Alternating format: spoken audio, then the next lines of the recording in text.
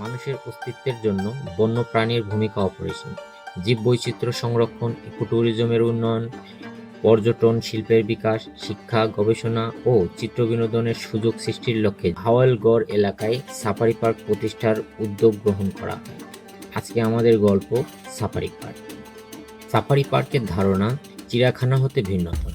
চিড়িয়াখানায় জীবজন্তুসমূহ আবদ্ধ অবস্থায় থাকে এবং দর্শনার্থীগণ মুক্ত অবস্থায় থেকে জীবজন্তু পরিদর্শন করে, কিন্তু সাফারি পার্কে বন্যপ্রাণীসমূহ উন্মুক্ত অবস্থায় বন জঙ্গলে বিচরণ করবে এবং মানুষ সতর্কতার সহিত চলমান যানবাহনের আবদ্ধ অবস্থায় জীবজন্তুসমূহ পরিদর্শন করবে।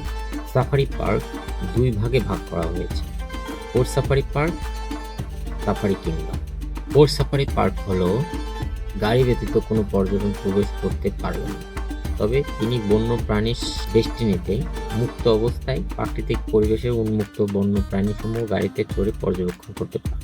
সাফারি কিংডম পর্যটকগণ পায়ে হেঁটে ঘুরে বেড়াতে পারবে এবং প্রাণীকুলকে ছোট ছোট বেষ্টনীর মাধ্যমে আবদ্ধ রাখা আছে। সাফারি কিংডমের মূল লক্ষ্য হচ্ছে চিত্রবিনোদন, বন্য প্রাণী সংক্রান্ত শিক্ষা ও গবেষণার সুযোগ সৃষ্টি করা। আজকের ভিডিওটি দুই ভাগে ভাগ করা হয়েছে। প্রথম পর্বে থাকছে কোর সাফারি পার্ক, দ্বিতীয় ভিডিওটিতে থাকবে দ্বিতীয় পর্ব সাফারি কিংডম। আসসালামু আলাইকুম, কেমন আছেন সবাই? আমি মোহাম্মদ সাগর বিন আজিজ চলে আসলাম আরও একটি নতুন ভিডিও নিয়ে। যারা আমার চ্যানেলে নতুন তারা সাবস্ক্রাইব করে সাথে বেল বাটন অন করে রাখুন। ভিডিওটি কেমন লাগলো কমেন্ট করে জানাবেন। ভালো লেগে থাকলে লাইক শেয়ার করে অন্যদের দেখার সুযোগ করে দেবেন। চলুন ভিডিওটি শুরু করা যাক। ঢাকা থেকে 55 কিলোমিটার উত্তরে, ঢাকা ময়মনসিংহ মহাসড়কের বাগের বাজার থেকে 3 কিলোমিটার পশ্চিমে সাফারি পার্কটির অবস্থান।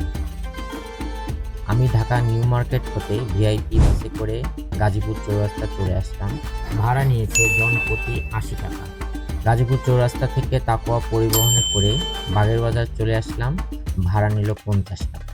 বাগের বাজার থেকে অটো নিয়ে চলে আসলাম সাফারি পার্কে, অটো ভাড়া জনপ্রতি 20 টাকা। এছাড়াও আপনারা ঢাকা মহাখালী বাস স্ট্যান্ড থেকে ময়মনসিংহগামী যে কোনো বাসে চড়ে ভবানীপুর বাজার অথবা বাগের বাজার নামক স্থানে নেমে অটোরিকশায় সাফারি পার্কে চলে আসতে পারবে। পার্ক পরিদর্শনের সময় সকাল 10টা থেকে বিকাল 5টা পর্যন্ত। পার্কটি মঙ্গলবার ব্যতীত সপ্তাহে 6 দিন খোলা থাকে। সাফারি পার্কে পার্কিংয়ের সুব্যবস্থা রয়েছে। বাস, কোচ, ট্রাক প্রতিটি 400 টাকা, মিনি বাস, মাইক্রোবাস প্রতিটি 200 টাকা, কার, জিপ প্রতিটি 100 টাকা, অটোরিকশা প্রতিটি 50 টাকা, মোটরসাইকেল প্রতিটি 25 টাকা। আমরা দুপুর 12টার দিকে পার্কে পৌঁছে গিয়েছি।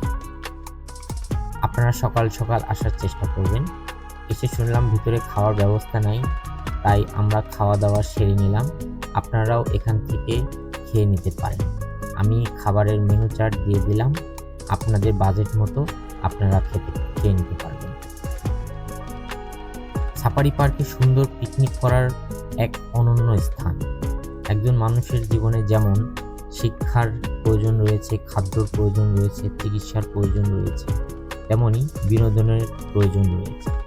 আর এই বিনোদন মানুষ পিকনিকের মাধ্যমে পূরণ করতে পারে। বিনোদন জগতের সব থেকে বড় মাধ্যম হিসেবে পিকনিকের ভূমিকা অপরিসীম। সাফারি পার্কের বাইরে পাবলিক টয়লেটের সুব্যবস্থা আছে। টয়লেটের জন্য নির্দিষ্ট পরিমাণ টাকা পে করতে হয়। পার্কটির মূল ফটকের হাতের ডান পাশেই অফিস কক্ষ আছে। আপনাদের কোনো কিছু জানার থাকলে আপনারা এখান থেকে ইনফরমেশন নিতে পারবেন। এখন আমরা পার্কের প্রবেশের জন্য টিকিট কাটলাম। সামনে পেয়ে যাবেন টিকিট কাউন্টার। বড়দের জন্য 50 টাকা, 12 বছরের নিচে 20 টাকা, 6 বছরের নিচে একদম। স্টুডেন্ট আইডি কার্ড থাকলে টিকিট মূল্য হাফ। বিদেশি পর্যটকদের জন্য 1000 টাকা।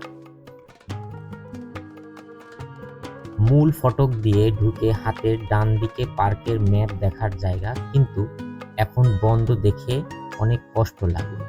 গত 5 আগস্ট ছাত্র জনতার গণ অভ্যুত্থানের সময় ভাঙচুর, লুটপাটের পর থেকে জীববৈচিত্র্য সমৃদ্ধ পার্কটি বন্ধ ছিল। দীর্ঘ 3 মাস 9 দিন পর দর্শনার্থীদের জন্য খুলেছে গাজীপুরের শিবপুরের বঙ্গবন্ধু শেখ মুজিবুর সাফারি পার্ক। আমরা চলে আসলাম কোর সাফারি পার্কের মূল ফটকের সামনে। সাফারি পার্কের মেইন আকর্ষণ কোর সাফারি পার্ক, আর এই জন্য আমাদেরকে প্রথমে টিকিট সংগ্রহ করতে হবে। টিকিটের মূল্য হচ্ছে 150 টাকা জন। টিকিট কেটে ভিতরে ঢুকে বিশাল একটা লাইন। আমরা লাইনে দাঁড়াইছিলাম অনেকক্ষণ, দাঁড়ায় থাকতে থাকতে বোরিং হয়ে গেছে। 2000 years later. আমরা ঠেলাঠেলি করে বাসে উঠলাম। বাসে ওঠার পর আমাদের বাসের প্রতিটি সিট ফ্লাপ হয়ে গেল। এখন আমরা ভয়ঙ্কর ভয়ঙ্কর প্রাণী দেখার জন্য প্রস্তুত নিলাম। ভাগ্য ভালো থাকলে আপনাদের মাঝে সবকিছু তুলে ধরবো, আর যদি দূরে থাকে মন্দ কপাল ছাড়া কিছুই না। অবশেষে আলহামদুলিল্লাহ আমাদের বাসটা এখন যাত্রা শুরু করার পালা।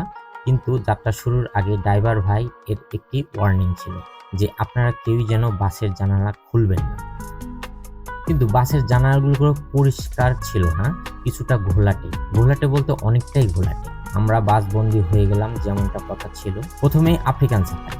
এখানে আপনারা আফ্রিকান কিছু বন্য পশু দেখতে পাবেন। এখানে আরেকটা বিষয় ক্লিয়ার করে দেই, বিভিন্ন স্লট আকারে কিন্তু আপনাকে দেখানো হবে। প্রত্যেকটা পশু কিন্তু উন্মুক্ত, তবে কিছু কিছু পশু পাখি আলাদা ভাবে এরিয়াভুক্ত। তো অবশেষে আমরা কিছু প্রাণী দেখা পেলাম। এখানে জেব্রার সংখ্যা কিন্তু অনেক। জেব্রা সবসময় ছোট ছোট দল করে ঘুরে বেড়ায়। আর জিরাফের সংখ্যা সাফারি পার্কে খুবই কম। জিরাফটা দেখতে কিন্তু বিশাল।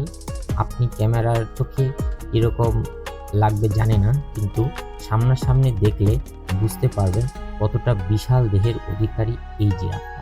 জেব্রার হাঁটাচলা খুবই আকর্ষণীয় লাগে। তাছাড়া বাঘ সিংহের মতো হিংস্র জন্তুদের কাছেও জেব্রা এই রঙের কারণে বেশি মনোযোগ পায়। এরপরে আমরা চলে আসছি হরিণ সাফারিতে। হরিণ সাফারিতে ঢুকে আমরা বড় বড় বিশাল এই গয়ালগুলোকে পাশাপাশি দেখতে পেলাম। এখানে কিছু বানরও দেখা যাচ্ছে ছোট ছোট আকারে। এখানে হরিণগুলো রয়েছে, তবে ছোট বাচ্চা বা প্রসবকালীন সময় হরিণগুলো কিন্তু এখানেই থাকে। এরপরে আমরা যাচ্ছি হচ্ছে কালো ভাল্লুকের সাফারিতে। এই জায়গায় এসে আমরা দেখব ভাল্লুক মামাকে। ভাল্লুক মামার জন্য আলাদা একটা এরিয়া। 2টা ভাল্লুক মামা সম্ভবত খাওয়া দাওয়া শেষে বিশ্রাম নিচ্ছেন। আমাদের ভাল্লুক মামাকে দেখার এক্সপিরিয়েন্সটা খুবই ভালো ছিল, খুব কাছাকাছি থেকে দেখতে পেয়েছি। এখন আমরা কালো ভাল্লুক সাফারি থেকে বের হয়ে সিংহ সাফারিতে ঢুকব। সিংহের জন্য আলাদা একটা এরিয়া। তো যাই হোক, এখন আমরা যাব হচ্ছে, উনি হচ্ছেন জঙ্গলের রাজা সিংহ। 2জন সিংহ আর সিংহী আমাদের দিকে দুজনে তাকিয়ে আছে। বনের রাজা সিংহকে সামনে থেকে দেখতেছি অতি চমৎকার। এই সিংহগুলো আফ্রিকান, তাই শান্তশিষ্ট। এখানে আরেক মামা এই গাছের নিচে বসে আছে। মহান আল্লাহ তাআলার সৃষ্টি যে কতটা নিখুঁত সেটা এই সব পশু দেখলেই আমরা বুঝতে পারি। এখন আমরা সিংহ সাফারি থেকে বের হয়ে বাঘ সাফারির উদ্দেশ্যে রওনা করলাম। বাঘ মামাকে দেখার শেষ হলে আমাদের সাফারি পর্বটা শেষ হয়ে যাবে। আর বাঘ মামার জন্য আলাদা একটা জায়গা রয়েছে। সিংহ বাঘ 2টা আলাদা জায়গায় রয়েছে। আর আমাদের কপাল এতটাই ভালো, একদম খুব কাছ থেকে আমাদের বাসের কিছু সামনে থেকে হেঁটে হেঁটে আমাদের দিকে আসছিল বাঘ মামা। এই হচ্ছে আমাদের জাতীয় পশু রয়্যাল বেঙ্গল টাইগার। তবে অবাক করার বিষয় হচ্ছে, আমরা সচরাচর মনে করি যে এই বাঘগুলো হয়তোবা সুন্দরবন থেকে এনে এখানে রাখা হয়েছে, কিন্তু না, এই বাঘগুলো আফ্রিকা থেকে নিয়ে আসা হয়েছে। বিশ্বের সবচেয়ে সুন্দর প্রাণীদের মধ্যে একটি। আল্লাহর সৃষ্টি কত না সুন্দর, মাশাআল্লাহ। কোর সাফারি আজকে এখানেই শেষ।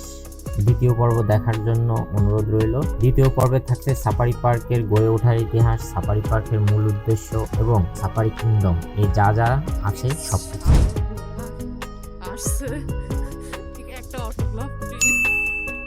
আজকের মতো এখানেই শেষ। সামনে আরো ভালো ভিডিও নিয়ে আসবো ইনশাআল্লাহ। আল্লাহ হাফেজ।